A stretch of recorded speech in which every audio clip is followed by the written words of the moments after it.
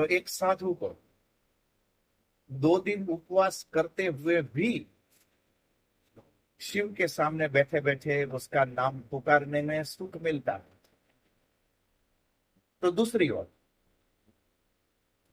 एक हत्या को पसंद करने वाले व्यक्ति जब तक किसी की हत्या न करे तब तक उसको वहां सुख नहीं मिलता है। दोनों एकदम उत्तर दक्षिण है, पूर्व पश्चिम है, दोनों ऑपोजिट है। एक का सुख वो किसी के प्रति, किसी को पुकारने में, किसी के भीतर समा जाने में है, और किसी का सुख पापाय परपीड़नम, किसी का सुख दूसरे को पीड़ा देने में। तो सुख की वास्तव में कोई मूल अवधारणा है ही नहीं।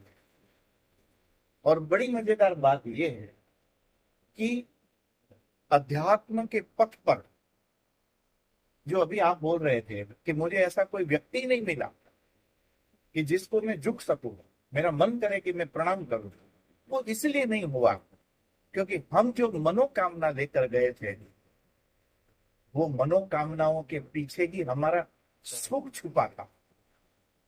हम इसलिए नहीं गए थे कि हमें राम मिल जाए, हम इसलिए नहीं गए थे कि हमें जीवन मिल जाए, हम इसलिए नहीं गए थे कि हमें अस्तित्व मिल जाए।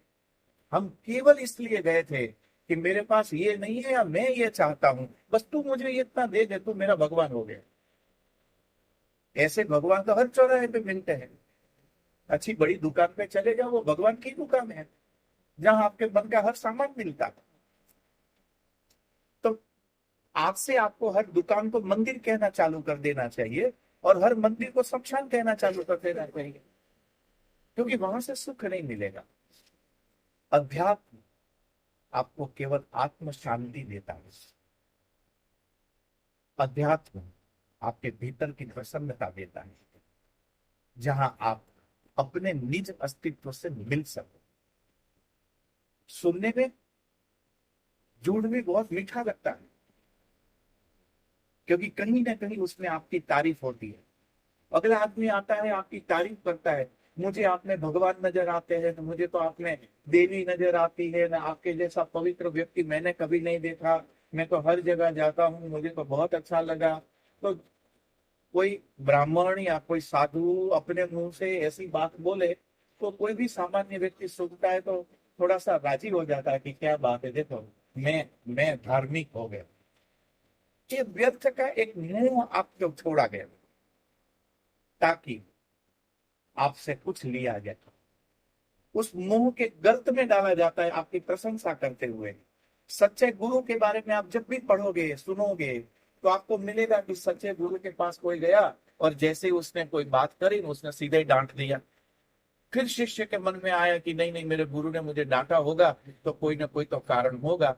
फिर वो हनुमान जी मंदिर गया, थोड़ा अपने मन को शांत किया, फिर वो अपने गुरु के पास गया तो गुरु की करुणा फूट आई। गुरु ने अपना कारण बताया कि बेटा तो ये करता तेरा तेरा जीवन बन जाता।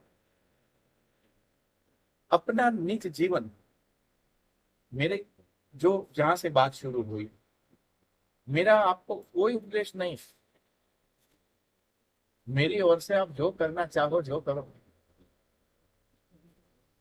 पर यदि आप मेरे नजदीक रहोगे तो चातुर्मास करना तो मैं सिखा दूंगा। ये मैं कहूंगा नहीं आपको, आपको अच्छा लगने लगेगा। आप ऐसा कोई भी काम ना करें जो आपके दिल को कचोटता है। व्यक्तित्व विकास की यदि बात करें, आजकल तो पर्सनालिटी डेवलपमेंट पर કહે ને કે એક એક પ્રવચન કે મારે આ બધું ચાલુ કરી દેવું છે। वो पर्सनालिटी डेवलपमेंट का एक एक प्रवचन 50-50 हजार के होते हैं। आधे घंटे तक वो पता नहीं कुछ भी बोल देता है और फिर हो गए सब एकदम पर्सनालिटी में। पर्सनालिटी का मतलब ये नहीं होता है कि आपका वियरिंग क्या है। परफेक्ट पर्सनालिटी का मतलब ये होता है कि आपका भीतर से जीवन इतना मजबूत है कि आप जहां उठ के जो बोलो वही सत्य होगा, और उसके लिए आपको जीना पड़ेगा।